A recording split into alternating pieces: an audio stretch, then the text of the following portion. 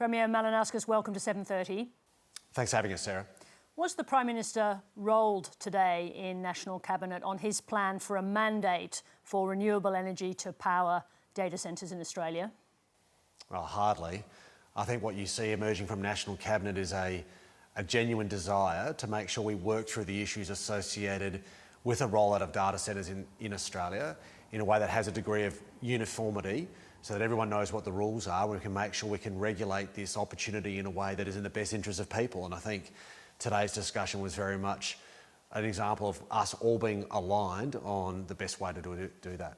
But you're not all aligned, are you? Because the Queensland Premier, also the Northern Territory, but clearly David Crisafulli wants to maintain his right to use whatever forms of energy his state wants to power new data centres, and that's not what the Prime Minister wants.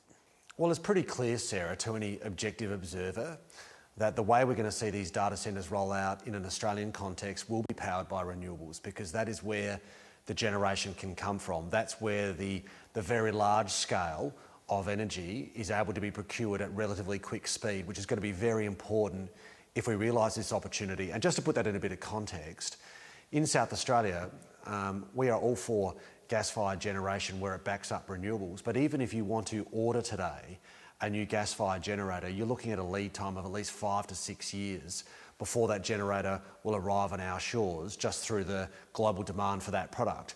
So the point being, we can get renewables up online sooner rather than later, and that is why we are best positioned as a country to be able to power data centres into the future by exploiting that resource, which is more readily available. But at the same time, if Queensland goes ahead with the way it wants to do this, which is to have an agnostic view to the choice of energy, and let's say it wants to use more gas to firm renewables for data centres in Queensland, do you agree that it should be able to do that? Do you accept that? Well, I think what you saw today was a nationally consistent position that gas will have a role to play when it comes to the firming of renewables, which has always been South Australia's view, and we of course now have around about 85% of all of our power coming from net renewables, and then the rest is backed up by natural gas. So there is no doubt about the role of other technologies to play in the firming of renewables. Anymore, there is in the fact that there is no doubt that renewables will be the backbone of new generation that comes online in Australia in the not too distant future, because it is principally the most affordable form of power that is available to us, particularly given the technology that is there to be harnessed in a more immediate context than having to wait in a queue for 5 or 6 years for new generators to come online. Obviously, some of these questions are questions for the Northern Territory and Queensland. At the same time, if Queensland continues with its approach, is there any potential impact on South Australia? I'm thinking particularly of prices in the national energy market. Could there be an impact on South Australia?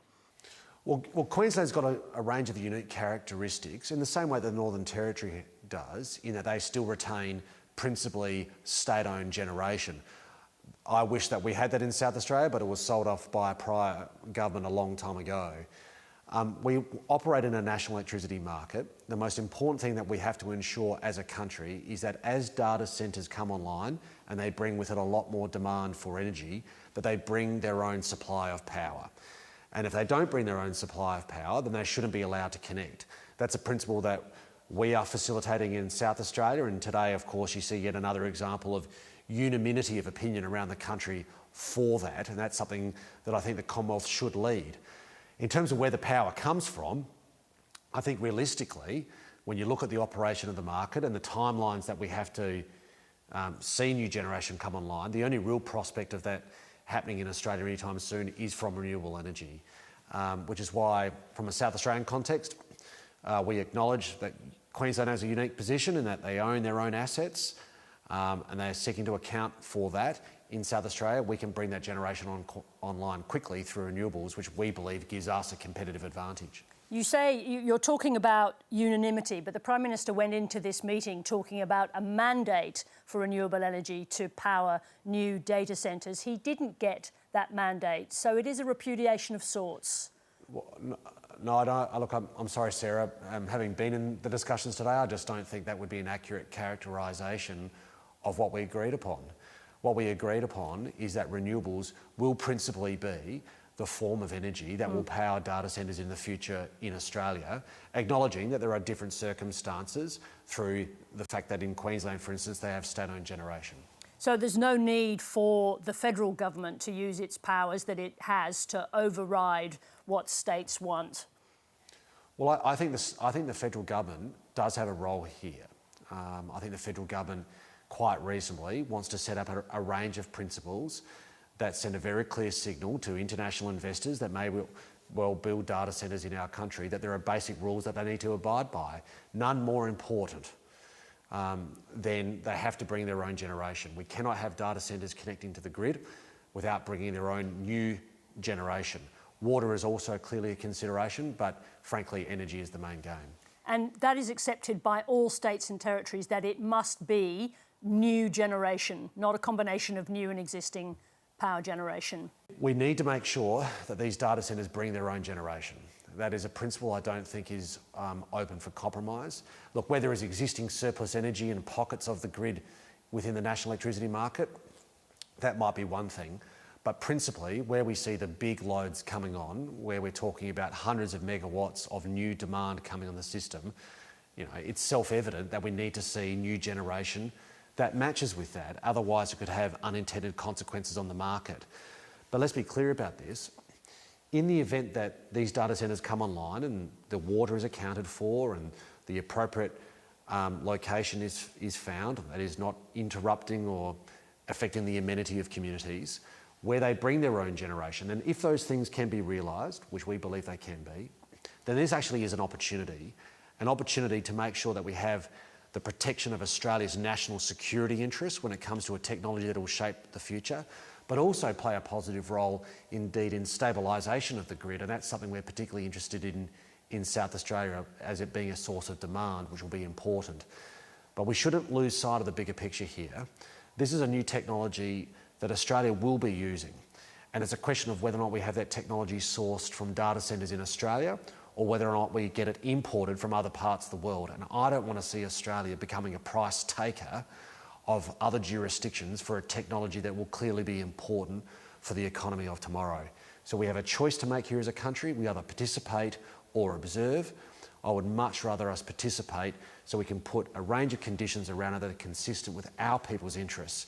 And we shouldn't miss the opportunity to do that at the expense of end up being dictated terms by another jurisdiction. Just going back to National Cabinet today, did you discuss the carve-up of the GST? I can't remember the last time I've been at a national political forum, whether it be National Cabinet or otherwise, where GST has not been raised.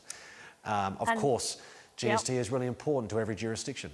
And in what terms was it discussed today? Did you discuss Roger Cook's recent comments about both the Productivity Commission and the way the GST works? I'm not going to go into the specific discussions of everything that is said within the National Cabinet room, but suffice to say, GST is a really important subject. And, we understand the Prime Minister has a position, we understand that Premier Cook has a position, and they're both entitled to those. But every other Premier will have a view as well, and of course I'm no exception. What I want to see is sustained confidence around South Australia not losing GST share so that we can continue to fund the same services that people in Western Australia are entitled to. So that is why the no worse off guarantee is important. So Roger Cook and the Prime Minister are wrong? Well, what I'm saying is they're entitled to their view. But are they right or wrong? Everyone's entitled to their view. We live in a vibrant democracy, Premier. Are they wrong? Indeed. I will tell you the view of South Australian government. The Productivity Commission report, we believe, is sound and is well thought through.